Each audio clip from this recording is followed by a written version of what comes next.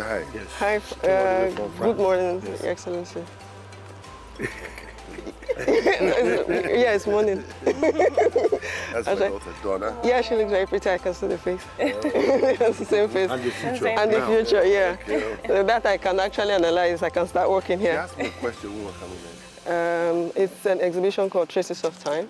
So I'm trying to make a documentary or documentation of Cross River art from 16th century to the present 21st century, which is here.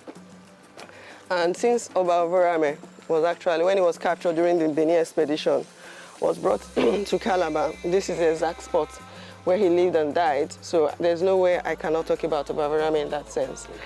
And for the first time, even Oba Irida wanted to do it. They do something about the amalgamation. Oba Verame stay here, somebody come here, they do some documentary. I have a direct lineage, Prof. Beju Laiwola. I don't know if you've heard of her. She's very well known. She owns Art Foundation in Lagos. She's a professor of art history. She sculpts as well, and she makes adire. So, and a renowned artist. So she's participating. So she gave me 2 of her artworks that are here. So because she's always said it's something that is emotional for them. Coming to this place, sit in Doja and going back. So I have artworks of some of the great masters in Cross River, like the first indigenous educated sculptor, Chief Okon, who has those 2 giant hands by the museum. He did Calabar, the lantern, and more than, yeah, I have his work. The way she sounds, you think. So, have you seen him? Have we met him? Yeah. Okay. I had to interview him, did documentary with him. So I have his masterpieces, some of his masterpieces that he has around Calabar before being commissioned to make the big ones. So I have the small ones here. Then I also have a textile maker, renowned textile maker, that she got inspiration from monoliths. So while we're talking about 16th century, monolith existed before then. Yes. Monolith is cross-riverian. Yeah. We all know about, like we have one here, just right here. Yeah. So Chief Ukong has some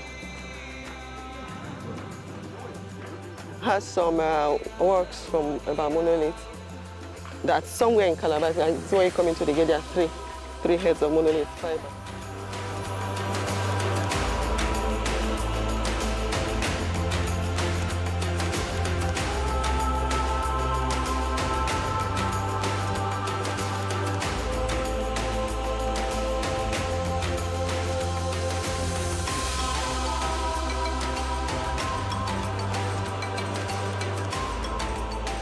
For the first time, Chief Ukong is exhibiting his masterpieces. So we have 3 of them. We have this, the Ikon monolith in fiber that is done somewhere in Cross Calabar. Yeah, this he did it first before he was commissioned to do the big ones. And we have the hand entitled "Let There Be Peace." That's the title. And it has the Calabar name. It means Etiake in song. When was this created? It was created 2006. Then he was eventually commissioned to make it big, where he did a bigger version. Then he also has the gong, which was the entry. I'll put it this way. Cross River won the NAFEST edition that year, and this was what he presented them. Yeah. So this was the piece, and it used to be somewhere they called 1111 that has been pulled down, so he's exhibiting the original piece. So it has this, and it has a mirror that is titled "Mask from Our Land," more specifically dating back to slavery era, that we're given the mirror and the mask. Yes. And the marks on the mirror it still reflects on our faces and our culture. And the value of the mask is worth billions, while the mirrors are actually worth nothing at the moment. So he's the first indigenous sculptor, and he still practices to date. Then we have Mrs. Sumana Onochiri, who makes textile, and she's a monolith expert. And all our textile fabrics are all monolith expired with Isimbide and hieroglyphic signs. You can see them all on the tablet. She makes costume for Passion 4. She's been making costume for Passion 4. So she's very well known for Carnival. No. So these are Prof. Beju's artworks. You know Latisha? No, Laiwola. You know Latisha? Yeah, no, Latisha. Laiwola is an elderly one. Oh, okay. So they are Beju Laiwola. And like I said, that's Obago. She's the daughter of Princess Olowo, who is also a sculptor, the first female sculptor in the southeastern Nigeria. Then Olowo is daughter of Oba Kenza II. Her elder brother was Oba Eredawa. Then he's the son of Oba Eweka, who was Agoba Siri Eredawa that took Oba Eweka. Then he's the daughter of Oba Eredawa. She's a sculptor, she's a textile maker, she makes adire. And so she has a big adire foundation at Akirele. And she gives conferences in terms of a return of the looted art in Benin. Then we have Onyeshi, who is a lecturer at UNICAL. He draws his inspiration from El Anatusi. You know El Anatusi with his big, gigantic kind of work, but he's with wood, he uses wood, creating the same thing and putting poems on them and writing statements and making statements. At the moment, he's currently lecturing of the newly created Department of Fine and Applied Arts at UNICAL. So we have two of his artworks here. Then we have Blessing Obasi, a very young contemporary girl. Her works are usually drawn from children. She's based here. She's a young lecturer at Scrutech. She has that one. She's titled Screenshots to Mama. For her, she made it during COVID. She drew inspiration during COVID. That while we're all in our houses with every children with their parents, were the street children out there, their plates were empty, and nobody thought of them. And she has two other she has over there too, in honor of children. Then I have one ceramic also here. He's the only ceramic in the group. So all the ceramics he made, Jerry Mneke. There is, I was gifted a terracotta that was found at Anandra in Calabar. Okay. It's supposed to be dated. We haven't carbon dated it.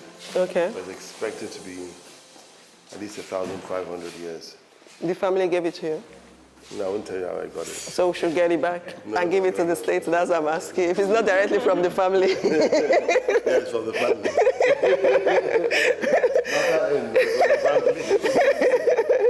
If it's not from the family, we should get it. We should take it back. I want to make a comment. I would like to speak to this.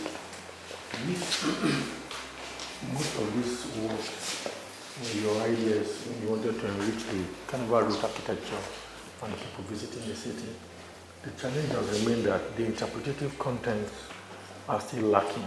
And when you commission these artists to do these works, they had their vision and their dream also to bring to bear, and they created those interpretations. Today we have people coming from Akwa Ibom after wedding to take pictures in these backdrops. People host evening gatherings and stuff. So we're working with Sterling Bank Consortium to engrave interpretative plaque like you have in the Cape Town platform or the cable car.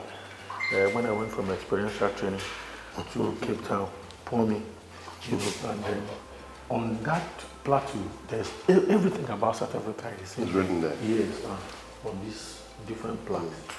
So that's one thing we are trying to do. Remember we had something at 1111 where we had the names of prominent people, the story of the state and all that. We are trying to restore that. Okay. Yeah. And the governor decided to engage Bose when she suggested this exhibition since June, throwing in the museum going to resume, because you did a lot to reimagine this museum. The Americans were here early last year, curator, to introduce the E component of the museum out there and redid it for them. I think an organization is also coming. So much is lacking here. I have a lot of exhibits that are not there. Exactly. That are still stowed away. Yes, and Professor Okun, the professor of art history, Calabar? No, we came from University of Maryland. It's late now. He left a lot of books here. He was Oh, okay. He was the chairman of the... Yes, of the bureau. What's his name? Okay, Yes, he left a lot of books that he had to settle. So that's the curator. And what has happened to the books? They are lucky that still safekeeping, and they were dumped. But there must be a way. There must be a way of displaying this. Yes. You need to work with the state. I know that. Let me commend those who put this together. There's no better season doing this, and when we have a lot of traffic coming into Calabar and a lot of outdoor activities. So it's commendable, and noting that the facility has been dormant for quite an amount of time. It's gratifying to know that it's again open to the public, and I want to give kudos to the governor for not only supporting but encouraging what has been done so far. Traces of Time is actually perhaps for me the first focus exclusively on contemporary cross-river art, which more should be encouraged, because a lot of the times we talk of arts and we always see people in the past and not the tremendous work that is going on in the present. So in the past, you know, you talk about great artists, Michelangelo and Picasso and all the others, Leonardo da Vinci, you know. And if you talk about the past in Nigeria, you talk about people like Benenwonwo and all the others, you know. But there are quite a number of very young people who are doing incredible work in art, who have gone beyond the boundaries that their forebears, the likes of Benenwonwo, attempted. Yes, Benenwonwo had international exposure, but a lot more Nigerians are getting that today. And we should encourage them, because in the world we live in today, it's not a bipolar world, whether you're a lawyer or a doctor. Whatever can bring food to the table, as it were, should be encouraged of our young ones. I am pleased that I've seen a lot of works here and displays. I think if we're going to have this on an annual basis, it should be better advertised. I know the timing was short and all this, and this is part of preparing us for the next edition of it.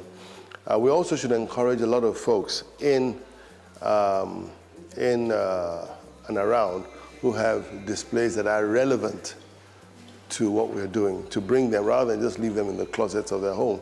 For instance, I know that there's the crown, the scepter, and the cape that Queen Victoria, for instance, gave to Eyo Honesty. It's not lying in any museum for display. It's lying in the bedroom of one of his relatives, and I think that's unfair. These are things that we ought to show.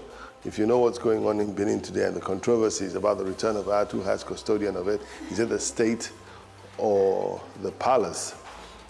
Regardless of that, the essence of everything they're doing is one. The state says they're a better place to protect it. The palace says it's their property. But regardless, they want the world to see it. And we should also, we have a lot. I was telling Bose that I got a terracotta that may be dated beyond 1,500 years. How I got it, where I got it, it's from my family compound, so it's mine. Okay. So what are your takes for the linkage between the Benin and the ethics with the relocation of the barrow here? Well, first of all, it means that Calabar has always been a safe haven for folks or leaders who have been considered a bit awry. So, for instance, we had a Bavarian. I don't know, where was Jaja taken to? Jaja Vapobo, where was he? I think, yeah, but there was a stop in Calabar on the way, so you've had that. Also, recently we've had Charles Taylor too. So it's been a place of considered, safe, calm, and hospitable. So Bavarian was deposed and exiled to a place where they felt he'll be, home away from home. Same thing, I guess, with Mr. Taylor. So we can learn from that in the past we were known for this, we were known for hospitality, we were known for as a home for everyone. We should bring that to the current, to the present, and also encourage it for the future. That's the first take. The other is this. While the Benin Kingdom did not extend as far east as this, because the Obong had his own territory and his own kingdom here, I don't think it was seen as a hostile relationship. Because if it were a hostile relationship, he probably wouldn't have been brought here. It was considered, I know that the British had a fort here, so they had a place where they could protect him without having the challenges or concerns of angry natives, as we were then known, you know. So I think in that sense, while there may not have been a direct interrelationship as the Benins have with the Yorubas, Ife and Lagos, there's no doubt that it was not a hostile relationship either. Your parting notes to Cross-Riverians? We should do more of this, a lot more of this. This is a great start, and I'm glad the governor is encouraging it. And you said he's been here about 3 times, which is fantastic. But there's a lot more that we're not showing the world, a lot. Not just contemporary art, but even figurines of times past. So many things that we could bring out and show that there was a civilization here. It was not just a land full of palm trees and swamps and, you know, snakes and lizards. There was a thriving population here. And population should never be seen in the eyes of the Western world alone. That is their own civilization. The Indians have their own civilization, just as the Africans have their own civilization. Nsibidi, because it has not been properly researched and contexted the way it ought to be, was a very advanced civilization. The administration that the Ekpe and all that. And you know, and when we go further north and we talk about the monoliths and all that, we're still yet to interpret, you know, the wisdom that was there. And these are things that I'm sure if we hadn't been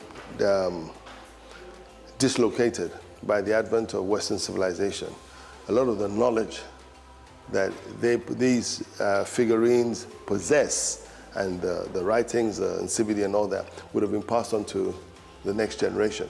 But the interregnum of colonial past, which is still affecting us because we see those things as a lot of the times we ascribe some very negative things to them. No, that was their civilization, that was the way they saw the world, and they also contributed their own part. I mean, Western civilization, for most parts of it, is very ugly, very, very ugly.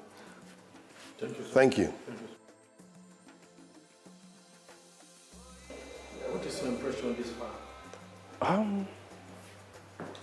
I will say I am impressed, greatly impressed. I'm not an artist, but I'm an arts lover.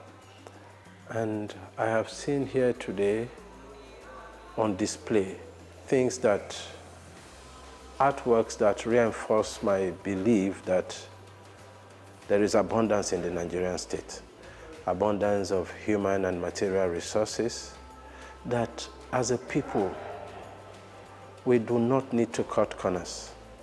Speaking as somebody with a working background in anti-corruption, I have seen here paintings and works that speak to the abundance of creativity and opportunities for Nigerians.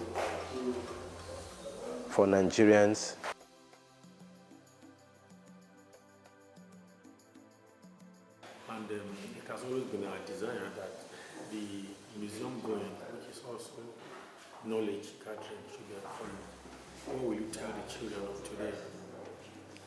The most important thing I would tell the children of today in terms of artistic understanding and our history is just to find yourself in artistic spaces. Wherever there's an opportunity to learn more about our cultural heritage, our history, you should take that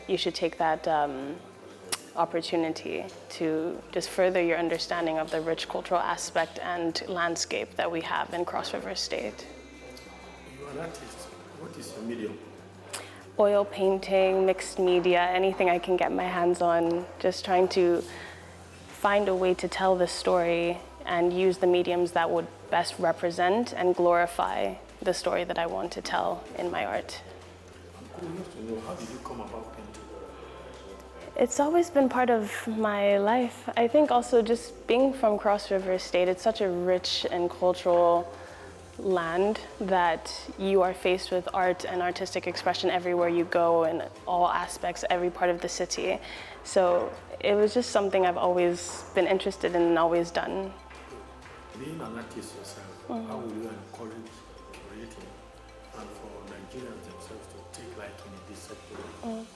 And curation is very important, but it's focused on collaboration. So for example, with this wonderful exhibition, you have Bose who's come in from France, and it's nice to have different interpretations and different representations of our own experience and our own cultural landscape. So collaborating with different artists, collaborating with different cultural houses, institutions, and even people on ground in Calabar, making sure that we're able to find different voices and different experiences that we can then show our community and push forward our understanding of our cultural landscape and heritage.